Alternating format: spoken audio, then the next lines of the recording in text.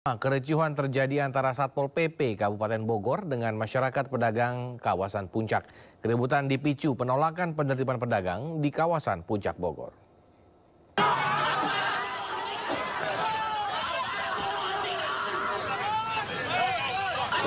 Bentrokan terjadi antara Satpol PP Kabupaten Bogor dengan pedagang yang ada di kawasan wisata Puncak Cisarua Bogor Senin pagi. Pemda Kabupaten Bogor sebelumnya mengaku telah memberi kesempatan bagi pedagang untuk berjualan di rest area dengan berbagai fasilitas. Namun saat eksekusi berlangsung, kericuhan pun tak terhindarkan lantaran pedagang tetap menolak digusur oleh petugas. Pedagang mengaku telah berjualan selama puluhan tahun dan telah membayarkan sejumlah uang kepada oknum Pemda untuk berjualan di jalur Puncak. Pedagang pun menuding penggusuran dilakukan atas dasar kepentingan pengembang yang berada di sekitar wilayah Puncak. Iya, karena alasannya tidak pukul, alasannya karena macet. Dari dulu juga udah macet. Restoran besar. Karena ada pengembang, akhirnya dia korban rakyat, pedagang. Alasannya macet. Tuh lihat Alfamart keluar, Pasar Cisarua keluar, Mega Menu keluar. Apakah itu macet? 5 mobil 10 menit, kalau 10 mobil. Kenapa jadi korban disalahkan pedagang? Ya, kita ke informasi selanjutnya. 3 bintang tamu batal hadir panggung konser Tangerang Lentera Festival 2024 dibakar penonton. Penonton yang murka bersama-sama membakar panggung dan fasilitas milik vendor acara. Total, penonton ngamuk hingga bakar panggung, guys. Sejumlah penonton membakar properti konser seperti pagar, sound system, kursi hingga tenda yang ada di panggung utama saat konser musik band Koplo di Pasar Kemis, Kabupaten Tangerang. Aksi ini dipicu kekecewaan penonton lantaran 3 band Koplo NDXAK, Phil Koplo, dan Guyon Waton tidak jadi tampil. Diduga tidak tampilnya 3 band Koplo yang menjadi bintang tamu konser karena penyelenggara belum menyelesaikan pembayaran.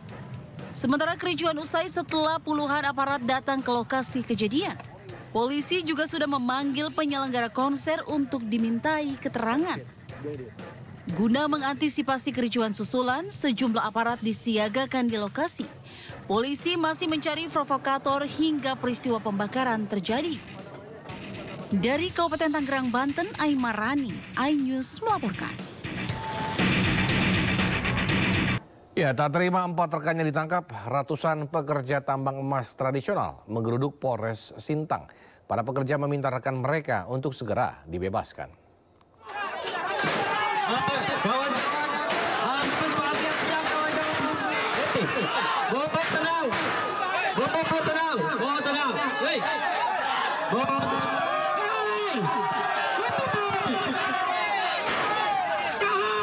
Ratusan pekerja yang tergabung dalam Forum Penambang Sintang Raya Bersatu berunjuk rasa di halaman Polres Sintang. Unjuk rasa tersebut sebagai bentuk protes kepada polisi yang menangkap 4 pekerja tambang emas tradisional di wilayah Desa Tebing Raya dan Sungai Rambai pada Sabtu 22 Juni. Nyaris terjadi kericuhan saat pengunjuk rasa memaksa masuk ke Mapolres Sintang melalui gerbang pintu. Pengunjuk rasa menilai tindakan polisi salah sasaran karena hanya menangkap pekerja kecil sementara bos besar yang diduga terlibat dalam penambangan emas ilegal tidak ditangkap. Masa mendesak agar keempat pekerja tambang yang ditangkap segera dibebaskan. Ditangkap ada 4 orang, 1 ditangkap di Tebing Raya, 2-nya di Sungai, 3-nya di Sungai Rembai, jalur PT SAM, tapi warga Lulang Baru. Jadi sebanyak 4. Kami pun belum tahu penangkapan ini modusnya seperti modus penculikan. Menanggapi aksi demo, Kapolres Sintang menyebut bahwa pihaknya akan segera menindaklanjuti tuntutan warga dengan berkoordinasi langsung dengan pihak Polda. Masyarakat yang mana masyarakat menanyakan tentang kegiatan operasi kewilayahan yang mana ini sebenarnya sudah berjalan, ya, dan seluruh polres yang ada di Kabupaten. Oleh karena itu tadi aspirasi yang ada akan kita tampung dulu.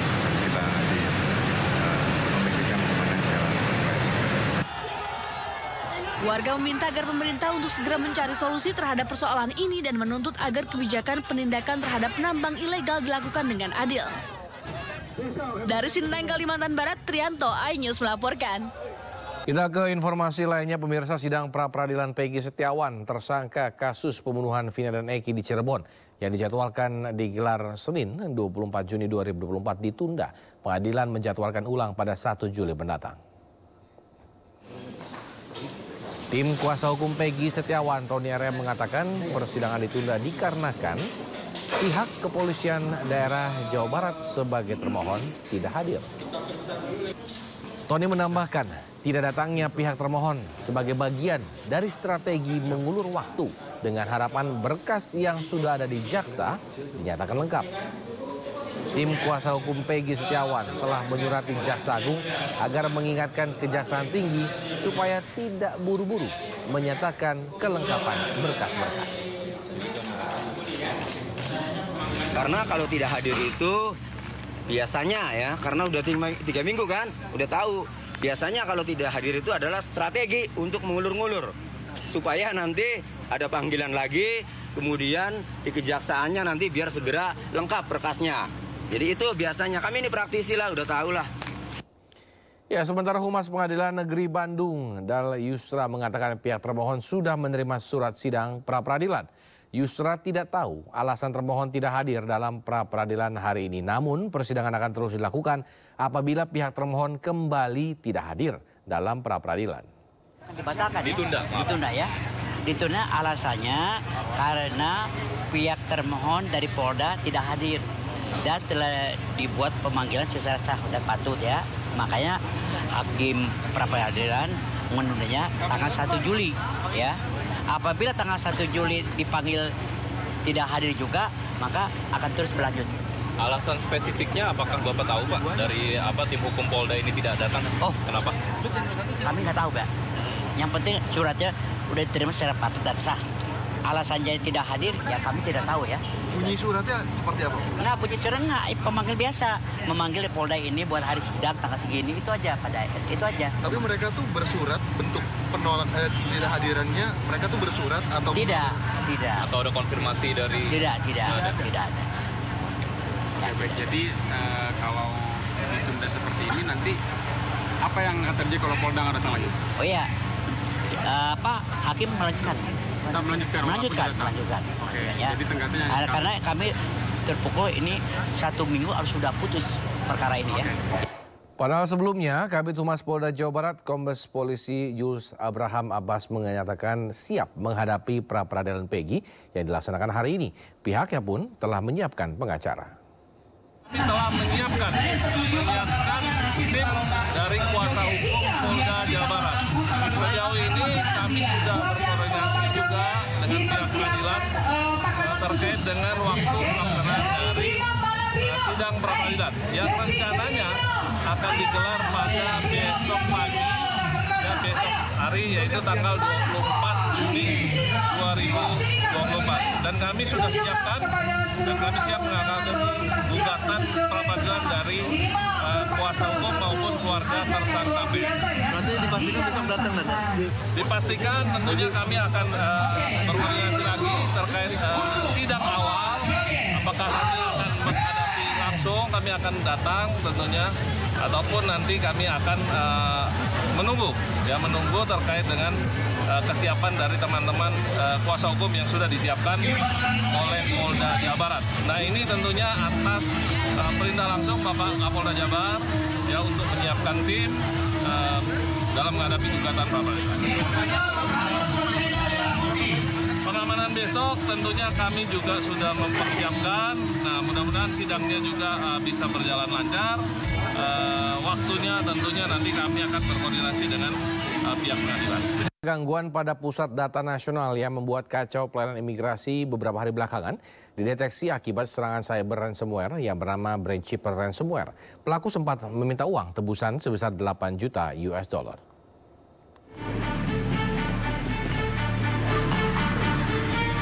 Badan Cyber dan Sandi Negara bersama Kementerian Komunikasi dan Informatika serta pihak terkait akhirnya menemukan permasalahan atas serangan terhadap server pusat data nasional yang mengganggu layanan dan keimigrasian. Ternyata penyebabnya adalah serangan ransomware yang bernama BrainChipper Ransomware yang berkembang dari ransomware Lockbit 3.0. Lazimnya serangan ransomware memiliki motif finansial dan sempat meminta tebusan sebesar 8 juta US dollar atas tindakan tersebut. Namun menurut Kepala BSSN Hinsa Siburian, sejumlah layanan keimigrasian yang sempat terganggu sudah mulai beroperasi seperti biasa, seiring BSSN dan Kominfo terus menanggulangi permasalahan yang terjadi. Perlu kami ketahui, kami sampaikan bahwa insiden pusat data sementara ini adalah serangan siber dalam bentuk ransomware dengan nama Brainkeeper Ransomware. Ransomware ini adalah pengembangan terbaru dari ransomware Lockbit 3.0. Jadi rekan-rekan, jadi memang di web itu kita ada jalan ke sana itu ya, kita ikuti dan mereka minta tebusan ada 8 juta US dollar. Ya. Sebelumnya, Ditjen Imigrasi Kemenkumham mengumumkan server PDN mengalami gangguan dan akibatnya layanan keimigrasian pada unit pelaksana teknis seperti kantor imigrasi, unit layanan paspor, unit keimigrasian, serta tempat pemeriksaan imigrasi pada bandar udara dan pelabuhan terkendala. Dari Jakarta, Tim Liputan iNews melaporkan. Pemirsa, seorang remaja 13 tahun ditemukan tewas di bawah jembatan Kuranji Padang dengan luka lebam di punggung dan dada. Bocah kelas 1 SMP itu tewas diduga akibat dianiaya oknum polisi yang berpatroli, namun polisi membantahnya.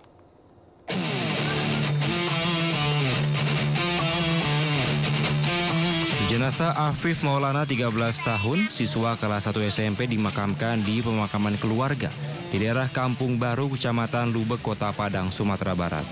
Sebelumnya jasad Afif diotopsi di Rumah Sakit Bayangkara, Polda, Sumatera Barat.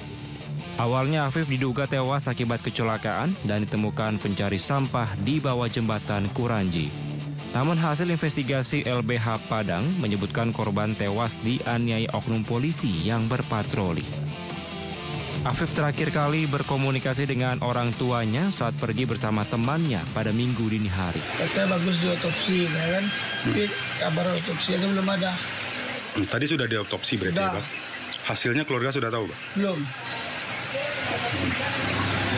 Itu kejanggalannya ini aja lah, Bang. Ini memar, Bang.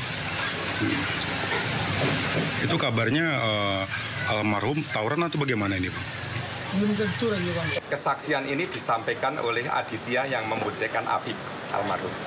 Itu kan korelasinya sudah jelas. Kalau dari tawurannya, dari penanganannya sudah sesuai prosedur profesional. Polda Sumatera Barat kini mencari pelaku yang menyebarkan informasi tewasnya Afif karena dianiaya oknum polisi karena dianggap telah menyebarkan berita bohong. Dari Padang, Sumatera Barat, Budi Surandar, iNews melaporkan.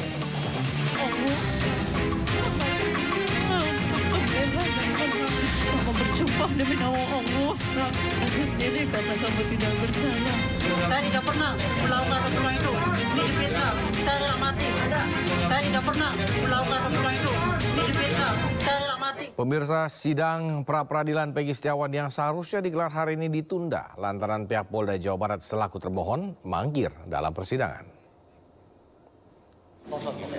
Tidak ada alasan jelas terkait ketidakhadiran penyidik Polda Jawa Barat dalam sidang hari ini. Hakim Tunggal Pengadilan Negeri Bandung, Eman Sulaiman pun memutuskan sidang akan digelar kembali pada 1 Juli 2024. Menanggapi hal ini, tim kuasa hukum Peggy Setiawan mengaku kecewa dan menduga pihak kepolisian sengaja mengulur proses pra-peradilan. Karena kalau tidak hadir itu biasanya ya, karena udah 3 minggu kan, udah tahu. Biasanya kalau tidak hadir itu adalah strategi untuk mengulur-ngulur. Supaya nanti ada panggi, kemudian di kejaksaannya nanti biar segera lengkap berkasnya. Jadi itu biasanya, kami ini praktisi lah, udah tahu lah. Ya, tim pengacara Peggy Setiawan telah menyiapkan sejumlah temuan yang akan dibeberkan dalam pra-peradilan. Namun sayang, sidang harus ditunda lantaran pihak penyidik Polda Jawa Barat selaku termohon tidak hadir. Apakah hal ini merupakan strategi Polda Jawa Barat untuk mengulur proses pra-peradilan? Dan apakah upaya Peggy untuk melawan kejanggalan kasus pembunuhan Vina tetap bisa dilakukan? Untuk membahasnya, Ya, telah bergabung bersama kami kuasa hukum Peggy Setiawan, Bang Insan Nasruddin. Kami juga telah mengundang pihak Polda Jawa Barat sebelumnya, namun belum ada yang bisa hadir dalam dialog sore hari ini. Saya ingin menyapa Bang Insang. Bang Insang. Ya, iya Bang Samuel. Baik. Selamat sore Bang Insang. Kita sudah mendengar bahwa pra-peradilan hari ini ditunda karena ketidakhadiran Polda atau pihak dari Polda Jawa Barat pada hari ini. Tanggapannya seperti apa Bang terkait absennya pihak dari Polda Jabar? Ya, tanggapan kami selaku kuasa hukum Peggy Setiawan betul-betul sangat kecewa ya. Artinya kekecewaan kami tersebut didasarkan bahwa sudah jauh-jauh hari disampaikan ini, bahkan kami juga melihat di media pihak kepolisian sudah membentuk tim untuk menghadapi permohonan pra-peradilan kami. Namun begitu waktu yang ditentukan hari ini tadi tanggal 24, ternyata hanya pihak pemohon saja yang hadir, dalam hal ini kuasa hukum dari Peggy Setiawan. Kami juga menegaskan kepada majelis hakim apa yang menjadi alasan. Namun majelis hakim menyampaikan bahwa sudah dilakukan pemanggilan secara patut. Jadi kita bisa asumsikan dari keterangan majelis hakim tersebut kita... Ya. Boleh tahan dulu, ini layarnya agak miring nih. Yes, Jadi, yes, aman. Oke, aman ya. Oke, kayak gitu. Oke, auto rotate-nya bisa di ini nggak Bang? Dibuka auto rotate-nya. Oh, headsetnya? Auto rotate, bukan handsetnya, auto rotate-nya. Jadi biar Abang gambarnya full terlihat. Oh, oke, coba saya lihat dulu.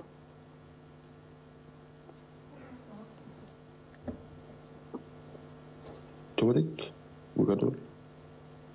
Autoret. Dia minta sampai kebuka semua. Udah kebuka semua nih, Mas. Baik, ya sudah. Baik, kita lanjutkan saja Bang Insang terkait absennya Polda Jabar ini. Bahwa pihak kuasa hukum kecewa lalu? Dari persidangan yang kami simak, kemudian kami ikutin tadi pagi, di situ jelas sekali bahwa pihak pengadilan sudah menyampaikan relas kepada pihak termohon, dalam hal ini Polda Jawa Barat. Dan bisa dipastikan juga bahwa relas tersebut sudah sampai kepada pihak termohon.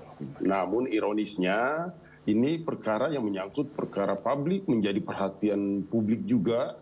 Kenapa sampai pihak termohon tidak hadir?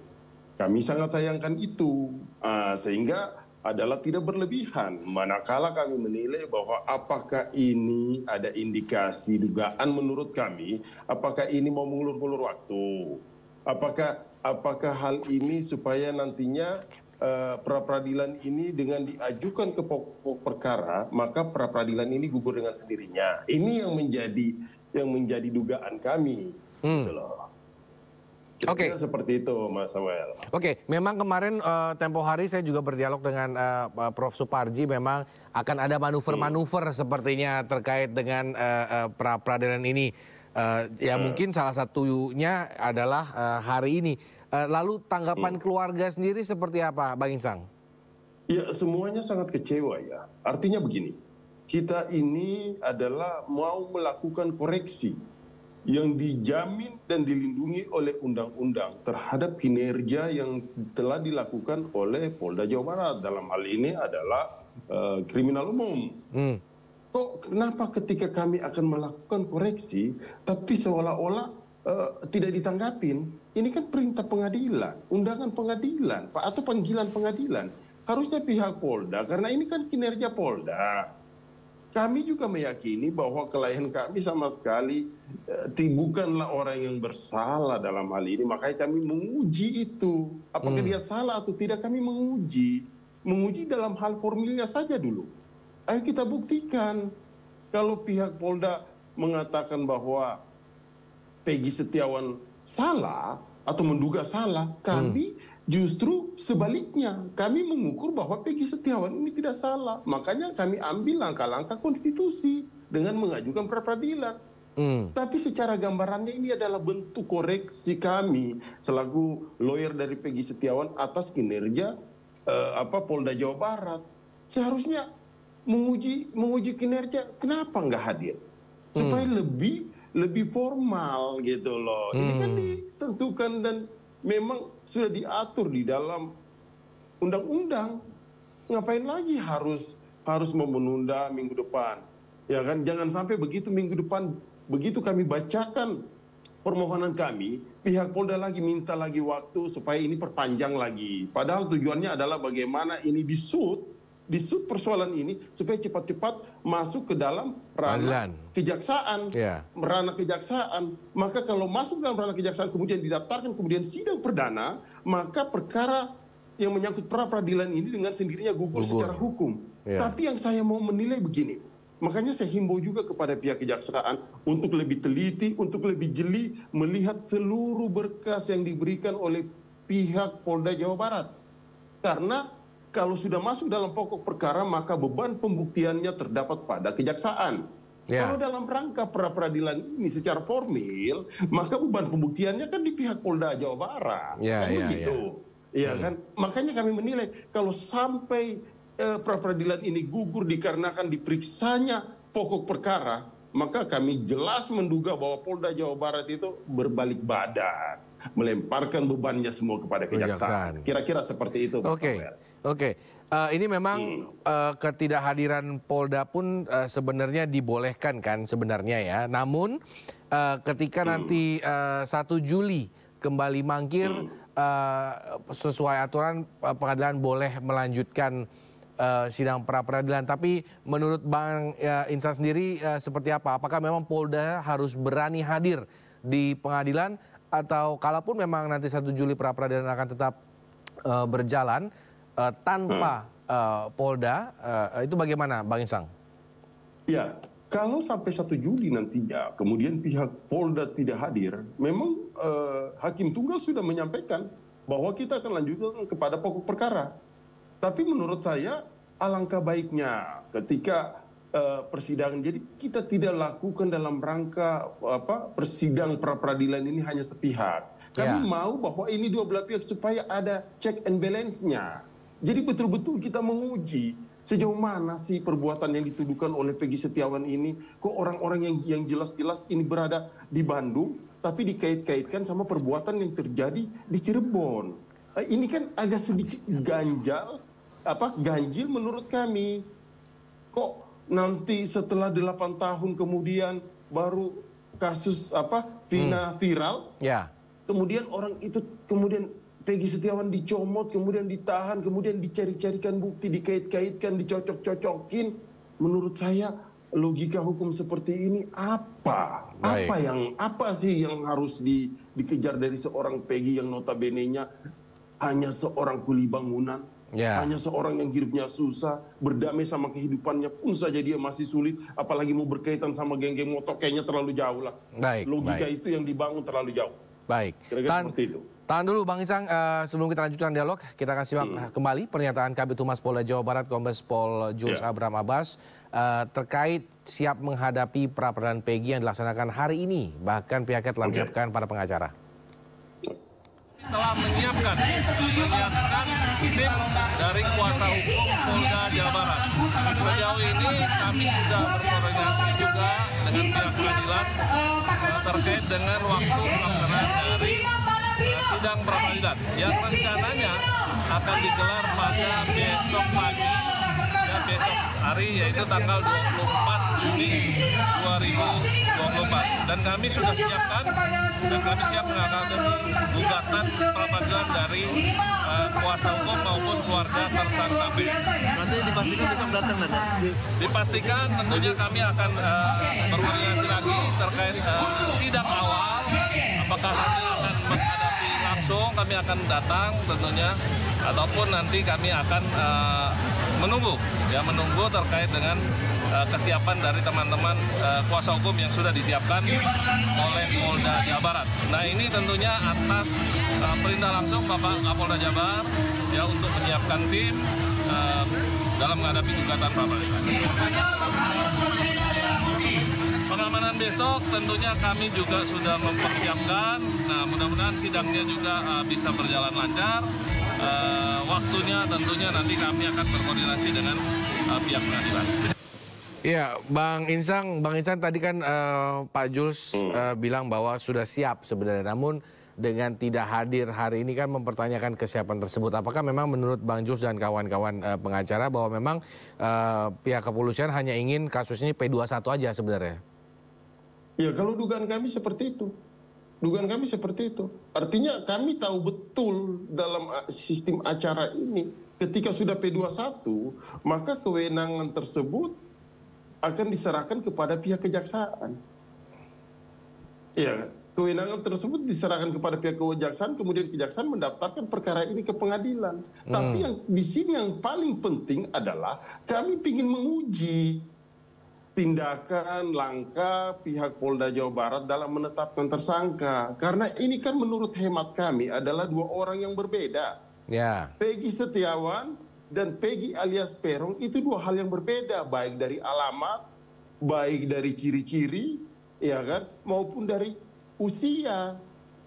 Ini yang kami mau mengujinya. Tapi kalau sampai tujuannya adalah bagaimana mendesain ini supaya cepat bergulir ke pengadilan dalam rangka pokok perkara, menurut kami fine-fine saja. Oke, kami sangat siap pun juga. Tapi kan sekarang tuntutan publik hari ini kan mereka pingin, kita semua ini pingin lihat. Kita semua ini pingin tahu. Maksud saya bahwa pra-peradilan ini bukanlah waktu yang panjang. Berdasarkan KUHP, berdasarkan undang-undang pra-peradilan ini persidangannya 7 hari kerja aja sudah harus diputus kok. Ya. Kenapa justru harus mau bertahun-tahun? Apalagi tadi keterangan dari pihak Polda Jabar demikian, bahwa saya melihat dia sudah menyiapkan tim yang akan menjalankan selaku termohon dari pra-peradilan ini. Tapi faktanya ini sampai hari H tadi ternyata tidak ada. Dan lebih ironisnya adalah bahwa pihak pengamanannya ada. Iya, Gitu loh. oke. Iya kan? Pihak pengamanan ada. Tapi pihak yang secara prinsipal itu yang tidak hadir. Kira-kira gitu. Baik. Bang Insang, ini sebenarnya lebih menguntungkan kalau memang harus melawan pihak kepolisian di pra-peradilan atau nanti ketika sudah melawan JPU di pengadilan sudah masuk ke pokok perkara, ya? Iya. Bagi kami ini adalah dua hal yang sama saja. Oke. Bagi kami selaku lawyer sangat siap dalam tingkatan apapun kami lakukan pembelaan terhadap orang-orang yang mencari keadilan. Bagi kami sama saja. Tapi yang sangat kami sayangkan apabila dalam proses persidangan pra-peradilan ini kan waktunya cuma 7 hari. Ya. Kalau 7 hari ini dijalankan maka tidak lama akan ada putusannya. Jadi kita bisa melihat. Karena kami meyakini bahwa pihak Polda menetapkan tersangka kepada Peggy Setiawan tidak didasari oleh bukti-bukti yang cukup kok. Itu. Kira-kira seperti gitu Mas Samuel. Baik, kita sudah bergabung dengan Prof. Haryanto. Ya. Prof, bagaimana Prof melihat sidang pra-peradilan hari ini yang dipending atau ditunda karena pihak Polda Jawa Barat tidak hadir dalam pra-peradilan, Prof?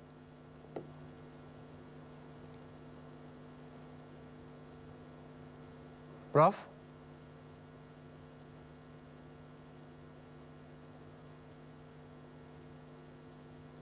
Prof. Haryanto? Halo? Ya, Prof. Sudah terdengar. Apakah tadi, saya ulang lagi pertanyaannya, bagaimana Prof melihat Polda Jabar itu tidak... Saya bukan Prof, saya penasihat ahli Kapolri. Baik, Pak Haryanto, saya mohon maaf, bagaimana responnya terkait dengan Polda Jawa Barat yang tidak hadir pada hari ini dalam sidang pra-peradilan? Ya, saya terus terang hari ini juga kaget juga ya. Karena kemarin itu Polda maupun salah satu dari Humas Polri sudah menyatakan bahwa Polda Jabar sudah siap. sudah menyiapkan tim khususnya dari internal maupun eksternal dan sudah siap menghadapi pra-peradilan. Dan prediksi saya juga demikian, tapi tiba-tiba tadi saya dapat berita belum hadir gitu ya. Dan saya udah nanyakan ke Humas Polda juga belum dapat jawaban gitu. Jadi itu yang terjadi. Kalau estimate saya ya itu menunjukkan bahwa kemungkinan dari Polda Jabar yang tadinya sudah siap menghadapi pra-peradilan itu, tapi kemudian berpikir ulang bahwa mungkin ada yang perlu diperbaiki, kemungkinan gitu. Sehingga timnya menunda untuk kehadirannya di pengadilan, di pra-peradilan itu. Baik, Pak Arianto, ini terkait dengan narasi bahwa ini adalah manuver yang memang kadang-kadang dilakukan ketika menghadapi pra-peradilan, itu bagaimana, Pak Arianto? Ya, memang gejala seperti ini ya, itu memang sering dipakai sebagai manuver dari penyidik untuk menghindari pra-peradilan gitu. Karena ada ketentuan bahwa pra-peradilan itu gugur apabila perkaranya sudah mulai disidangkan di pengadilan kan gitu. Ya. Sedangkan waktunya kan ini kan cuma 2 minggu ya batasnya ya, seminggu kemudian mundur lagi, nanti khawatirnya dalam waktu itu jaksa sudah memeriksa dan itu dianggap lengkap dan kemudian dikirimkan ke pengadilan dan itu segera dimulai sehingga bisa digugurkan itu pra-peradilan. Nah, karena ketentuan seperti inilah yang memang juga banyak digunakan oleh penyidik untuk menghindari untuk mendapatkan pra-peradilan itu gitu. Baik. Karena bagi penyidik kan lebih baik tidak menghadapi pra-peradilan tapi nanti langsung aja di pengadilan. Iya. Adu buktinya gitu. Baik. Kira-kira begitu. Baik, Pak Arianto dan Bang Ican, tahan dulu. Kita simak kembali pernyataan Kabid Humas Polda Jabar Kombes Pol Jos Abraham Abbas tentang bahwa siap menghadapi pra-peradilan Peggy yang dilaksanakan hari ini. Menyiapkan tim dari kuasa hukum Polda Jawa Barat. Sejauh ini kami sudah berkoordinasi juga dengan pihak pengadilan terkait dengan waktu pelaksanaan dari sidang pra-peradilan yang rencananya akan digelar pada besok pagi dan besok hari, yaitu tanggal 24 Juni 2024. Dan kami sudah siapkan dan kami siap menghadapi gugatan pra-peradilan dari kuasa hukum maupun keluarga tersangka B. Nanti dipastikan besok datang, Dipastikan tentunya kami akan berkoordinasi lagi terkait sidang awal. Apakah kami akan menghadapi langsung, kami akan datang tentunya, ataupun nanti kami akan menunggu terkait dengan kesiapan dari teman-teman kuasa hukum yang sudah disiapkan oleh Polda Jawa Barat. Nah, ini tentunya atas perintah langsung Bapak Kapolda Jabar ya untuk menyiapkan tim dalam menghadapi gugatan pra-peradilan. Pengamanan besok tentunya kami juga sudah mempersiapkan. Nah, mudah-mudahan sidangnya juga bisa berjalan lancar. Waktunya tentunya nanti kami akan berkoordinasi dengan pihak. Oke, Pak Arianto, mendengar tadi keterangan dari Bang Jules, apakah hari ini menjadi presiden buruk bagi citra kepolisian khususnya Polda Jawa Barat sendiri, Pak Arianto? Kalau istilah saya, ya mungkin hari ini menambah kesan kurang baik daripada masyarakat ya. Intinya polisi itu tidak cuma ngomong doang siap-siap, tapi ternyata tidak gitu. Dan kemudian seakan-akan berusaha untuk menghindarkan pra-peradilan.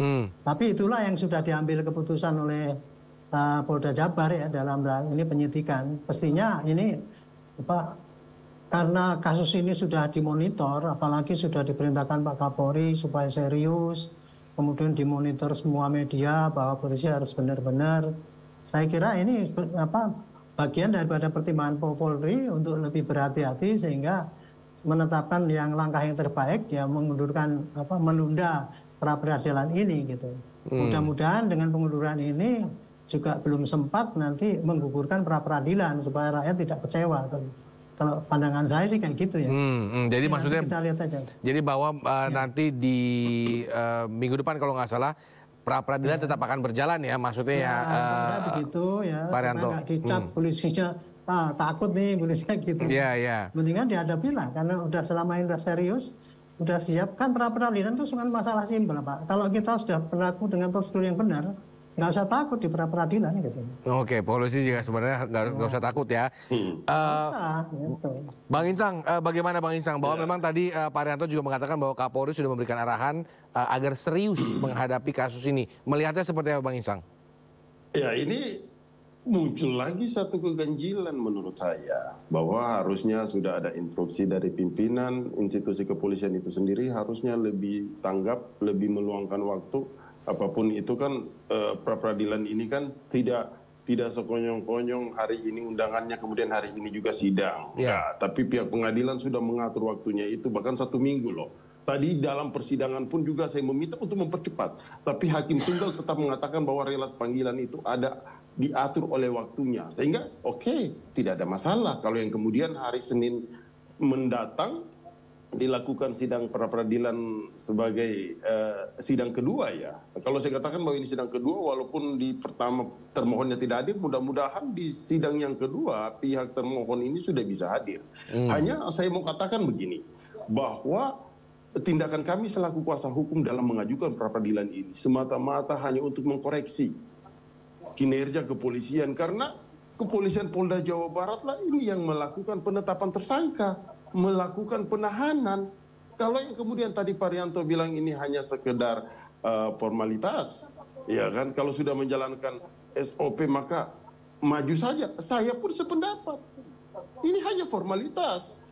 Ayo maju saja silakan, supaya kita bisa tahu. Jangan hal-hal yang seperti kecil, seperti hanya butuh waktu yang sederhana, hanya dalam jangka waktu 7 hari kemudian dimolor-molorkan terus, apalagi sampai pemeriksaan pokok perkara dan pra-peradilan ini gugur. Menurut saya ini akan menjadi presiden buruk bagi kepolisian ya. Baik.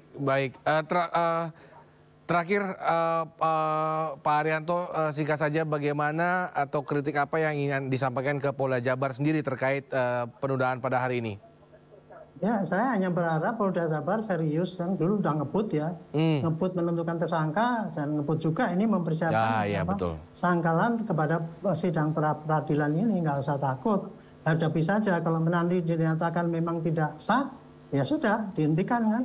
Tinggal nanti cari jalan lain kalau dia yakin bahwa itu, dia mencari bukti yang lain untuk ditetapkan lagi sebagai tersangka. Mekanisme cuma kayak gitu hukum ini dengan adanya pra-peradilan. Jadi tidak ada hal yang masalah yang sulit kalau bagi saya sih ya.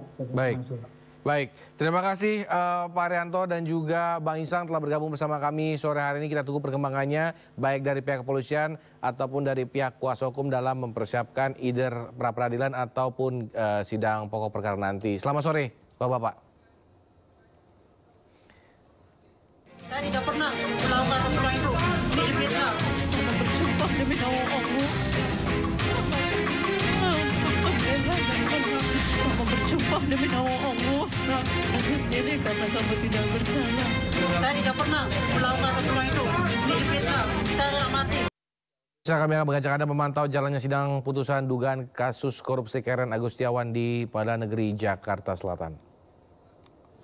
2 saksi Hernadi Bahron, 3 Yuda Pandu Dewanata, 4 Muhammad Suryadi Marjuki, 5 Agung Wicaksono, 6 Nanang Untung, 7 Johardi Angga Kusuma, 2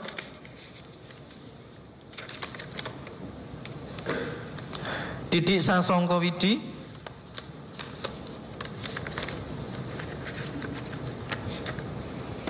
4 Arif Basuki, 5 Saksi Heri Haryanto,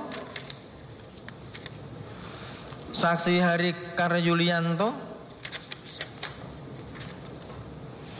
Saksi Yeni Andayani,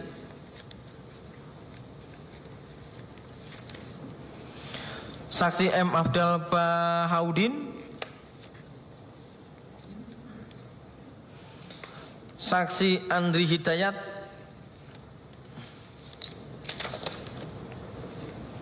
Saksi Hanung Budia Yukyanta, saksi Edi Hermantoro, Edi Hermantoro,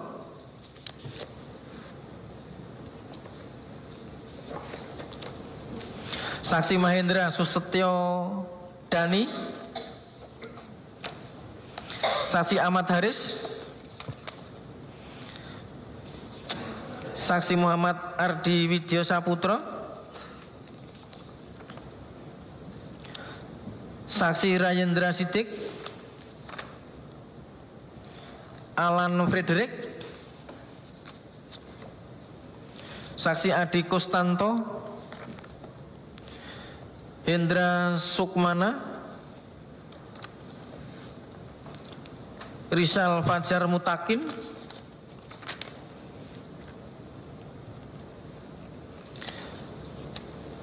dan mengajukan ahli Kusdianto Setiawan,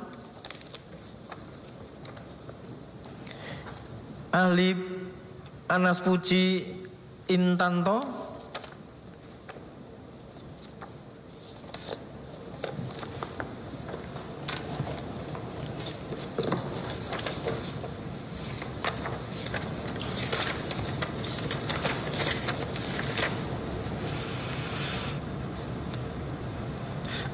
Adi Kustanto,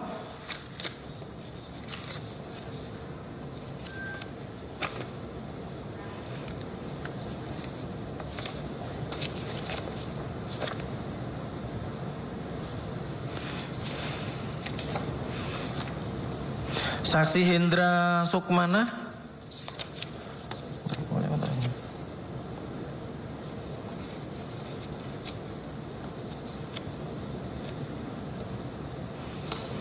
Bayu Wahyudiono,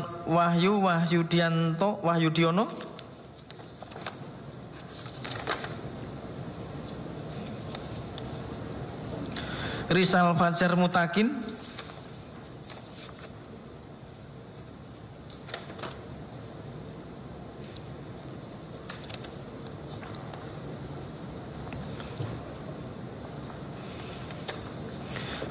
ahli Kusdianto Setiawan,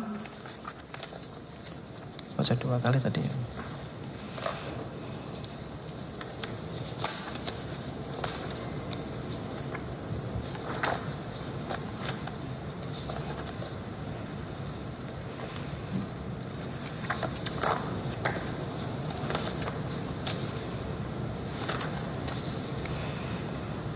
Ahli Anas Puji Intanto,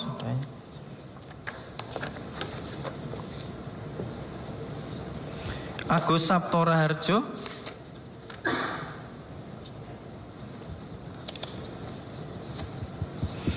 Setia Budi Arianta,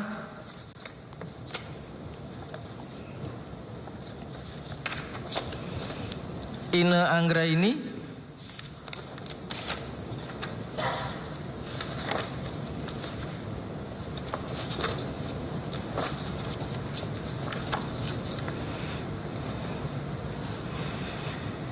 Arlin Gunawan Siregar,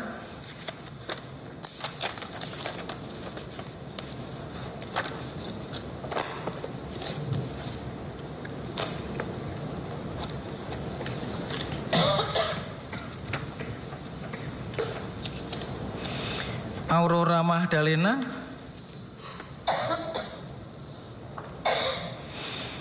kesemuanya telah memberikan keterangan sumpah ataupun pendapatnya sebagaimana tersebut dalam berita sidang yang keterangannya secara lengkap telah termuat dalam putusan dianggap telah dibacakan.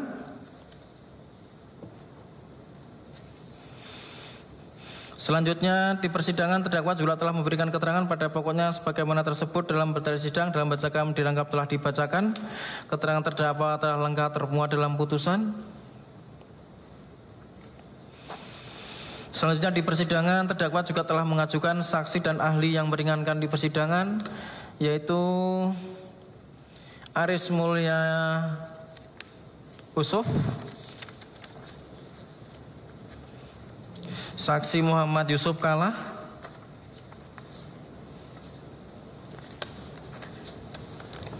Ahli Insinyur Susilo Siswo Utomo,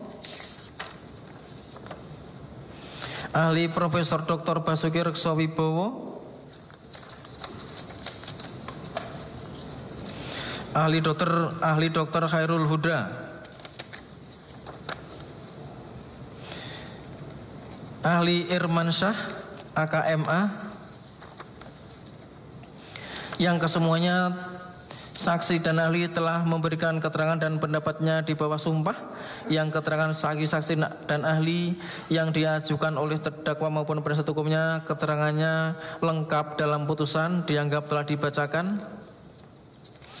Atas keterangan saksi-saksi dan ahli tersebut terdakwa membenarkannya.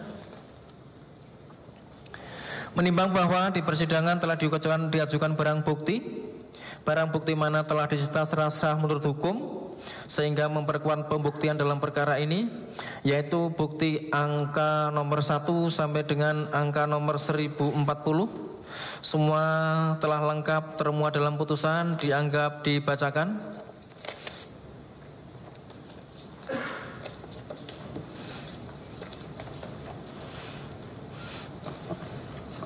Menimbang bahwa berdasarkan keterangan saksi-saksi, keterangan ahli, keterangan terdakwa, alat bukti surat, dan juga telah dihubungkan dengan barang bukti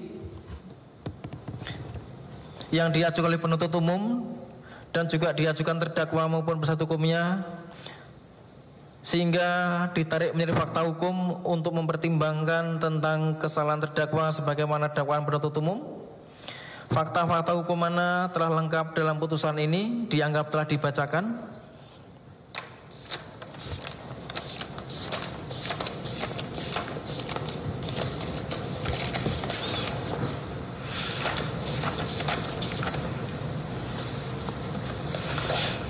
Menimbang bahwa selanjutnya majelis hakim akan mempertimbangkan apakah berdasarkan fakta-fakta hukum sebagaimana ditarik menjadi fakta hukum dari keterangan saksi, keterangan terdakwa, alat bukti surat, keterangan ahli, dan barang bukti, apakah terdakwa dapat dinyatakan terbukti secara sah menurut hukum sebagaimana dakwaan penuntut umum. Menimbang bahwa terdakwa telah didakwa oleh penuntut umum dengan dakwaan alternatif, sehingga memberi pilihan bagi majelis hakim untuk memilih dakwaan yang paling tepat sesuai dengan fakta hukum yang terungkap di persidangan. Menimbang bahwa berdasarkan pengamatan majelis hakim, dakwaan yang paling relevan dan juga tepat dengan fakta hukum yang dipilih dari persidangan adalah dakwaan alternatif pertama, sehingga majelis hakim akan memilih untuk mempertimbangkan dakwaan alternatif pertama sebagaimana diatur dalam pasal 2 ayat 1 junto pasal 18 Undang-Undang Nomor 31 Tahun 99 tentang pemberantasan tindak pidana korupsi, junto pasal kami bilang sebagaimana telah diubah dan ditambah dengan Undang-Undang Nomor 20 Tahun 2001 tentang perubahan atas Undang-Undang Nomor 31 Tahun 1999 tentang pemberantasan tindak pidana korupsi, junto pasal 55 ayat 1 ke 1 KUHP, junto pasal 64 ayat 1 KUHP, yang unsur-unsurnya adalah: 1. Setiap orang. 2. Secara melawan hukum. 3. Memperkaya diri sendiri atau orang lain atau suatu korporasi. 4. Dapat merugikan keuangan negara atau perekonomian negara. 5. Dilakukan secara bersama-sama sebagai orang yang melakukan, yang menyuruh melakukan, atau yang terus terang melakukan. Antara beberapa perbuatan, meskipun masing-masing merupakan kejahatan atau pelanggaran, ada hubungannya sedemikian rupa sehingga harus dipandang sebagai suatu perbuatan berlanjut. Menimbang bahwa dakwaan alternatif pertama melanggar pasal 2 ayat 1 Undang-Undang Republik Indonesia Nomor 31 Tahun 99 tentang pemberantasan tindak pidana korupsi sebagaimana diubah dan ditambah dengan Undang-Undang Republik Indonesia Nomor 20 Tahun 2001 tentang perubahan atas Undang-Undang Nomor 31 Tahun 99 tentang pemberantasan tindak korupsi oleh jaksa penuntut umum tersebut, oleh jaksa penuntut umum pada Komisi Pemberantasan Korupsi ke KPK masih dijuntukan lagi dengan pasal 18 Undang-Undang Republik Indonesia Nomor 31 Tahun 99 tentang pemberantasan tindak pidana korupsi sebagaimana diubah dan ditambah dengan Undang-Undang Nomor 20 Tahun 2001 tentang perubahan atas Undang-Undang Republik Indonesia Nomor 31 Tahun 99 tentang pemberantasan tindak pidana korupsi yang esensinya adalah tentang pidana tambahan berupa pembayaran uang pengganti. Menimbang bahwa pidana tambahan berupa pembayaran uang pengganti sebagaimana diatur dalam pasal 18 ayat 1 huruf B disebutkan pembayaran uang pengganti yang jumlahnya sebanyak-banyaknya sama dengan harta benda yang diperoleh dari tindak pidana korupsi.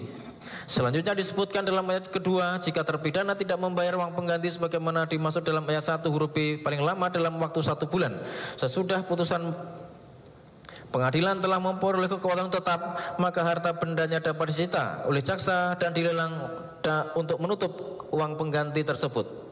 Lebih lanjut disebutkan dalam ayat ketiga, dalam hal terpidana tidak mempunyai harta benda yang mencukupi untuk membayar uang pengganti sebagaimana dimaksud dalam ayat 1 huruf B.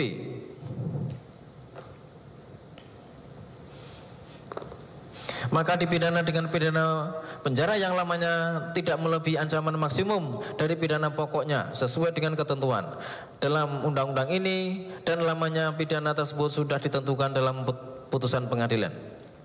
Menimbang bahwa terhadap unsur-unsur sebagaimana tersebut di atas, majelis akan mempertimbangkan sebagai berikut di bawah ini. Arti dari satu unsur setiap orang.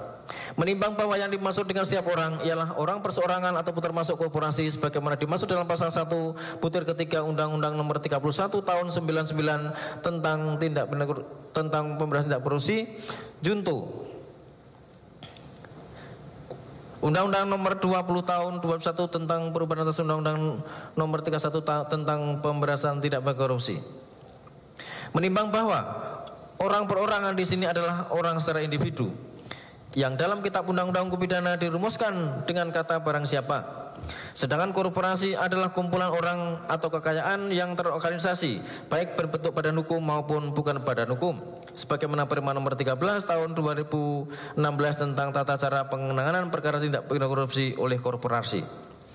Menimbang bahwa berdasarkan keterangan saksi dan alat bukti, barang bukti, keterangan terdakwa, keterangan ahli, diperoleh fakta hukum bahwa pada saat ini dihadapkan di persidangan oleh penuntut umum sebagai terdakwa adalah orang sebagai subjek hukum yang bernama Laila Karen Kardina alias Karen Agustiawan, pekerjaan pensiunan atau mantan direktur utama PT Pertamina Persero tahun 2009 sampai dengan tahun 2014. Yang identitas lengkapnya sebagaimana termuat ataupun tercantum di dalam surat dakwaan penuntut umum nomor 31.01.042402/2024 tertanggal 2 Februari tahun 2024 maupun yang termuat dalam surat-surat lain dalam berkas perkara ini, yang mana setelah di persidangan dibacakan identitasnya dibenarkan oleh terdakwa maupun saksi. Menimbang bahwa selama pemeriksaan di persidangan telah ternyata bahwa terdakwa dalam keadaan sehat jasmani dan sehat rohani dan dapat mengikuti persidangan dan dapat menjawab pertanyaan-pertanyaan yang diajukan baik oleh majelis hakim, penuntut umum maupun penasihat hukum dengan baik, dapat membenarkan dan membantah keterangan saksi dan ahli, membenarkan barang bukti yang diajukan di persidangan, sehingga dianggap mampu dan cakap bertindak dalam hukum dan oleh karenanya memenuhi syarat sebagai subjek delik.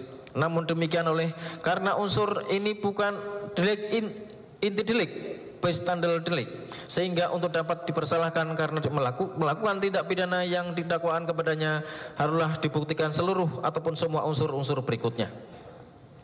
Menimbang bahwa selama pemeriksaan di persidangan jaksa penuntut umum menghadapkan terdakwa karena memang yang dimaksud di dalam perkara ini adalah benar orang yang bernama Laila Karen Kardina alias Karen Agustiawan, pekerjaan pensiunan ataupun mantan direktur PT Pertamina Persero tahun 2009 sampai dengan 2014 yang identitasnya lengkap sebagaimana tercantum dalam surat dakwaan, sehingga tidak terjadi error persona.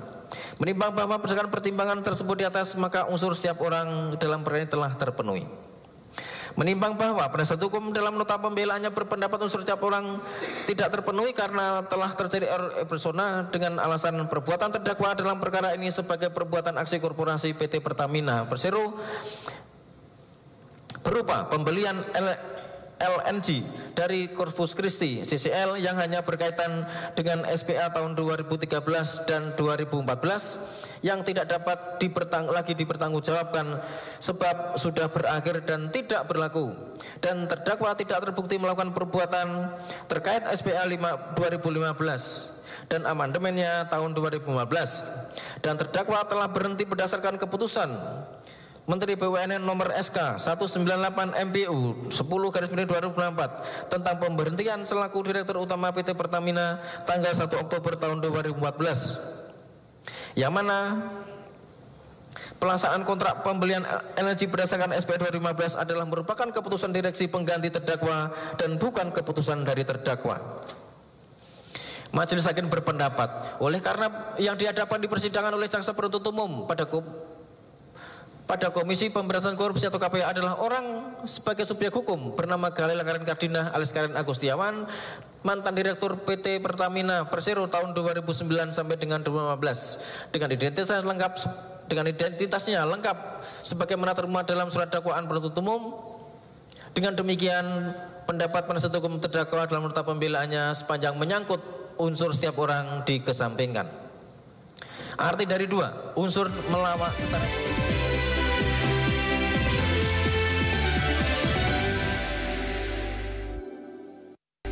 Terima kasih Anda masih bersama dengan kami pemirsa. SYL menghadapi sidang lanjutan sebagai saksi mahkota. Dalam persidangan kali ini Syahrul Yassin Limpo berhadapan langsung dengan jaksa KPK yang menyatakan bahwa apa yang disampaikan SYL tidak lebih dari suatu alibi, di mana terdakwa akan bersaksi untuk terdakwa lain dalam perkara yang sama, yakni dugaan pemerasan dan gratifikasi yang terjadi di lingkungan kementerian. Kita menilainya sebagai keterangan saksi yang juga sekaligus sebagai keterangan terdakwa. Kalau dalam hukum pidana itu, hukum acara pidana khususnya, terdakwa itu mempunyai hak ingkar atau hak untuk tidak memberi keterangan yang sebenarnya. Tetapi kalau kami sudah memiliki begitu banyak alat bukti yang kita hadirkan di persidangan yang mendukung surat dakwaan yang kami dakwaan kepada Pak Syahrul Yassin Limpo. Mengenai beliau menyampaikan sesuatu yang menurut dia itu haknya dia.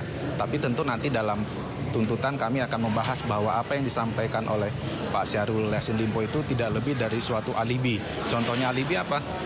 Dengan tidak langsung beliau mengakui sesuatu yang tidak benar, kan begitu. Contohnya, ya saya menerima uang sekian ribu dolar ke luar negeri, menurut saya wajar itu sebagai menteri. Kita bisa bayangkan pendapat seseorang penyelenggara negara yang menerima uang tanpa suatu tanda terima yang resmi, tanpa suatu SPJ, tapi dianggap sebagai pemberian yang wajar. Itu kan sesuatu yang, tapi nanti itu menjadi kesimpulan kita lah.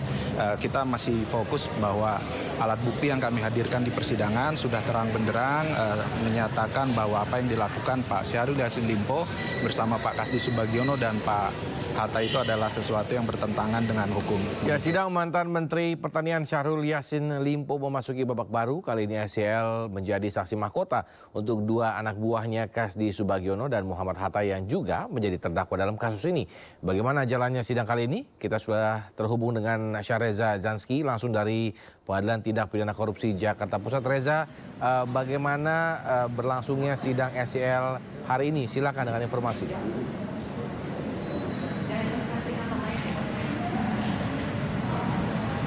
Ya baik Samuel dan juga pemirsa, terkait situasi sidang, pada saat ini sidang tengah diskors dan nantinya akan dilanjutkan pada pukul 18.30 waktu Indonesia Barat soal sidang lanjutan terkait dugaan kasus pemerasan dan gratifikasi terhadap terdakwa mantan Menteri Pertanian Syahrul Yassin Limpo nantinya akan berlanjut pada pukul 18.30 dan kami akan mengabarkan informasi terbaru soal jalannya persidangan. Namun dari pantauan kami soal jalannya persidangan, kami menemukan ada beberapa fakta baru yang terkuak, bahwasanya tadi disebutkan bahwa SYL mengakui pernah menyerahkan uang senilai 1,3 miliar ke mantan Ketua KPK yakni Firly Bahuri, di mana uang ini dibagikan secara 2 tahap, diantaranya sekitar 500 juta hingga 800 juta dan dikirim secara 2 kali.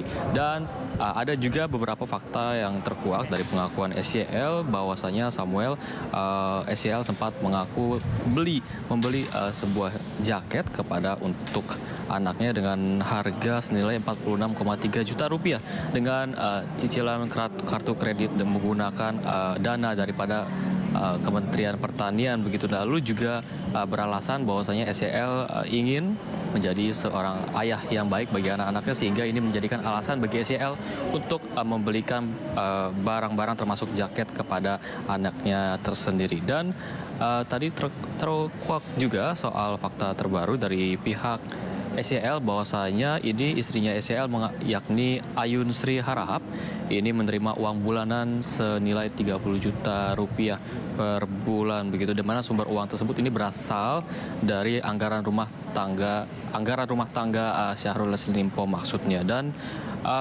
terkuak juga mengenai keterkaitan antara SCL dan juga biduan SCL, yakni di mana tadi disebutkan bahwa dirinya membayar cicilan apartemen biduan tersebut yakni Nayuda Nabila, bahwasanya ini dikarenakan SCL pengayom dari pihak orang Bugis, sehingga ini menjadi dasar daripada pengakuan SCL soal keterkaitannya dengan biduan tersebut. Dan Samuel dan juga pemirsa, tadi juga kami mendengarkan informasi soal SCL mengaku bahwa belum pernah mendengar adanya keterlibatan pejabat eselon 1 di tingkat Kementerian Pertanian untuk mengumpulkan uang demi kepentingan kepribadi pihak SCL, dan juga SCL juga tidak pernah memerintahkan kepada Kasdi Subagio yang merupakan terdakwa pada persidangan kali ini untuk meminta uang kepada para pejabat Kementan supaya bisa memenuhi apa yang jadi kebutuhan pribadi daripada pihak SCL. Dan Samuel dan juga pemirsa, kami masih menunggu jalannya persidangan kali ini, dan nantinya akan dilanjutkan persidangan pada pukul 18.30 waktu Indonesia Barat, dan kami akan kembali tentunya dengan berbagai fakta yang nantinya akan terkuak di depan pihak jaksa penuntut umum KPK dan juga pihak hakim itu tersendiri. Sementara itu Samuel dan juga pemirsa. Baik, terima kasih Reza. Kita tunggu perkembangannya terkait dengan sidang kasus SCL nanti malam. Selamat bertugas kembali. Ya, Pengadilan Negeri Jakarta Selatan juga menggelar sidang putusan dugaan kasus korupsi Karen Agustiawan. Mantan Direktur Utama Pertamina tersebut hadir langsung di persidangan. Mantan Direktur Utama Pertamina Karen Agustiawan akan bersidang dengan agenda putusan hari ini di Pengadilan Tindak Pidana Korupsi PN Jakarta Pusat. Karen Agustiawan hadir langsung dalam persidangan yang dimulai pukul 10 pagi tadi di ruang sidang Kusuma Atmaja.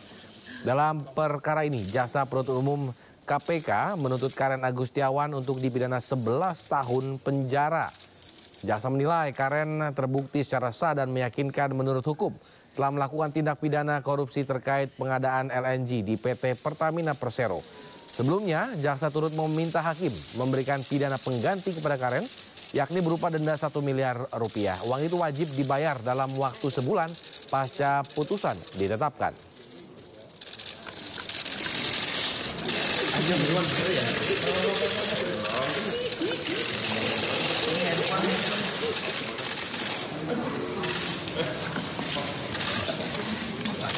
Ya, kita ke informasi lainnya pemirsa. Dalam kontestasi Pilgub Jakarta 2024, Partai Keadilan Sejahtera atau PKS tak lagi mengusung Anies Baswedan. Rencananya PKS akan mengajukan kadernya sendiri, yakni Muhammad Sohibul Iman yang saat ini menjabat sebagai Dewan Syuro PKS.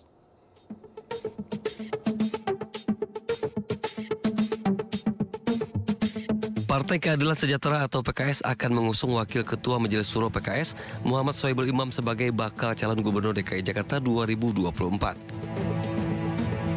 Sohibul Imam pernah menjadi Presiden PKS periode 2015-2020. Dalam masa kepemimpinannya, Sohibul Imam berhasil menaikkan elektabilitas partai dari 8,46 juta suara di tahun 2014 menjadi 11,49 juta suara di tahun 2019. Sohibul juga memiliki karir yang mentereng karena pernah 3 kali menjadi anggota DPR dan sempat memimpin DPR sebagai wakil ketua DPR.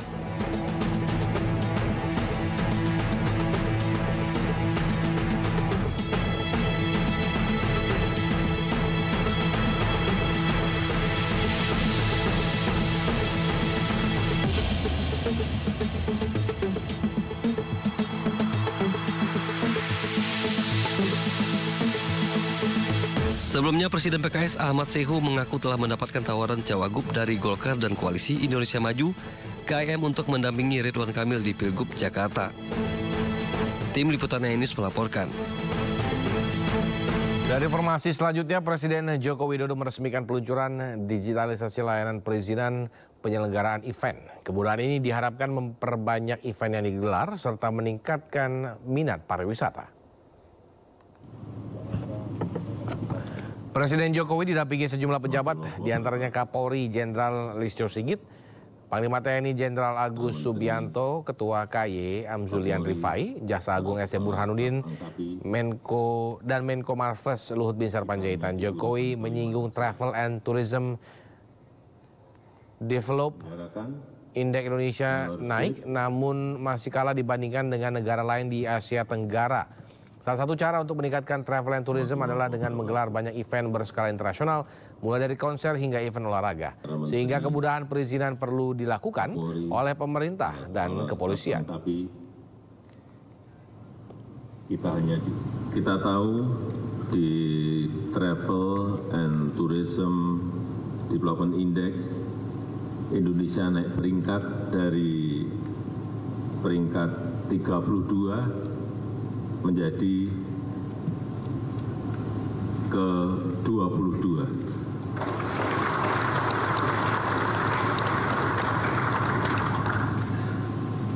Tapi kita masih tertinggal. Kalah dengan Malaysia, dengan Singapura, Thailand, dan yang terakhir kita kalah juga dengan Vietnam. Meskipun naik, tapi kita hanya di urutan ke-5 ASEAN. Objek-objek pariwisata di Indonesia memang kalau dibandingkan dengan negara yang tadi saya sampaikan, sebetulnya masih sangat bagus-bagus yang ada di Indonesia. Kita ke informasi lainnya, protes PPDB, sejumlah ibu menggelar aksi unjuk rasa di depan gedung DPRD Jawa Barat. Mereka menduga ada indikasi kecurangan pada PPDB jalur afirmasi.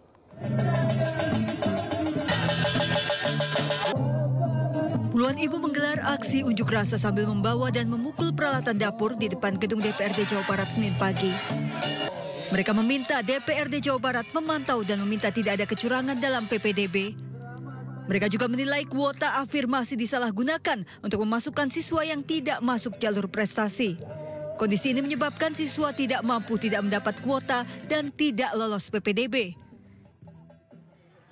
PPDB tahun ini dinilai kacau, banyak orang tua siswa tidak mampu yang akhirnya tidak dapat menyekolahkan anaknya.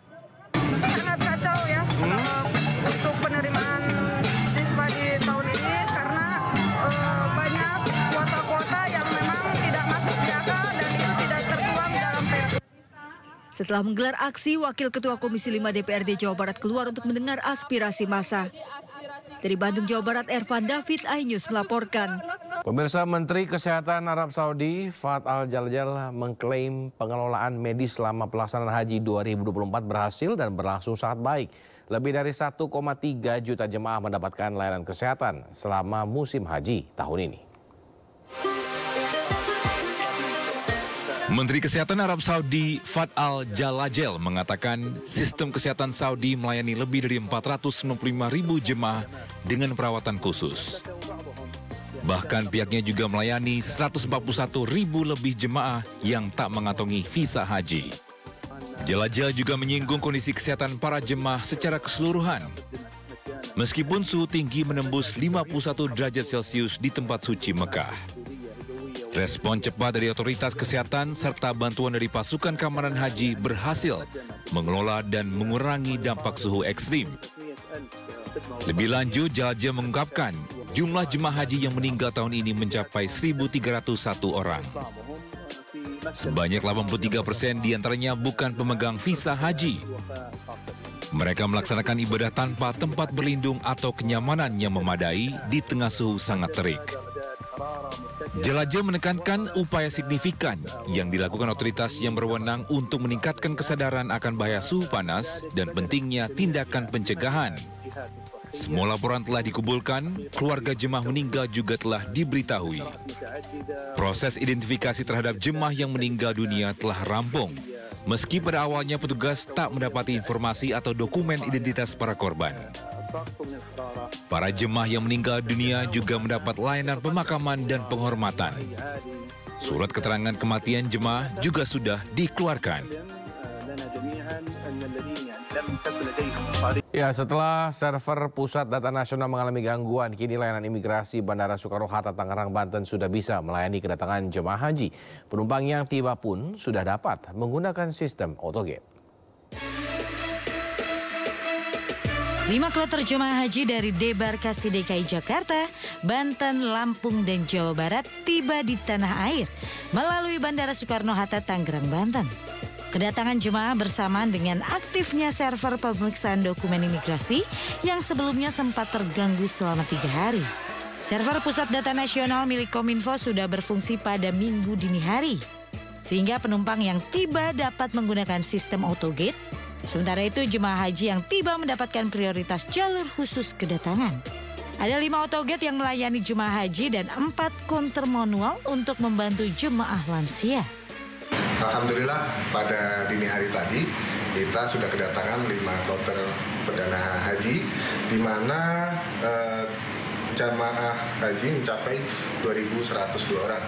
Di mana jamaah tersebut terdiri dari beberapa embarkasi, yaitu yang pertama adalah dari Banten, 1 kloter dari DKI Jakarta, 2 kloter dari Jawa Barat, dan 1 kloter dari Lampung. Diharapkan server pusat data tidak mengalami gangguan kembali dan para petugas dapat melayani para jemaah haji yang pulang ke tanah air dengan lebih baik. Dari Tangerang, Banten, Hasnugara, Ainus melaporkan. Sebelum kembali ke tanah air, jemaah menyempatkan diri untuk berziarah ke makam Ma'ala. Pemakaman ini adalah salah satu tempat bersejarah karena sejumlah keluarga dan sahabat Rasulullah dimakamkan di tempat ini.